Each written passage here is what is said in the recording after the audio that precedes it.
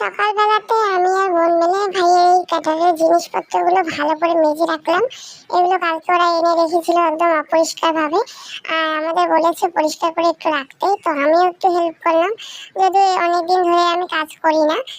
আর এই যে এখন হচ্ছে সাপের জলে এগুলো ভিজিয়ে রাখবো, এগুলো তো অনেক এঁটো পড়ে থাকে, এগুলো ভালো করে না ধুয়ে রাখলে আর অন্য কোনো অনুষ্ঠানে নিয়ে যাওয়া যাবে না। আর গ্রামের ছোটোখাটো অনুষ্ঠানে ভাইদের ক্যাটারের অনেক খবর আসে, আর ভালোই চলছে, বেশি দিন হয়নি, 1 বছর হলো। তো এগুলো ভিজিয়ে রাখা একটু পরে তারপরে ধুয়ে দেবো। আর দেখো, দুপুরবেলাতে আমি আর বোন মিলে বসে গেছি এগুলো ভাজ করতে। এগুলো দুপুরবেলাতে অনেকটা শুকিয়ে গেছে, অনেক এখন রোদ অনেক, তো নিয়ে এসে এগুলো ভাজ করে রেখে দিচ্ছি। আর তারপরে ওই জিনিসপত্রগুলো মা খাওয়া দাওয়ার পর মা আমি মিলে ওগুলো ভালো করে গুছিয়ে রাখবো, আর এখন এই যে একটা একটা করে ভাজ করবো। তো ভিডিওটা কেমন লাগলো অবশ্যই কমেন্টে জানিও। এই দেখো সমস্ত কিছু ভাজ করা হয়ে গেছে। ভালো লাগলে লাইক কমেন্ট শেয়ার করুন।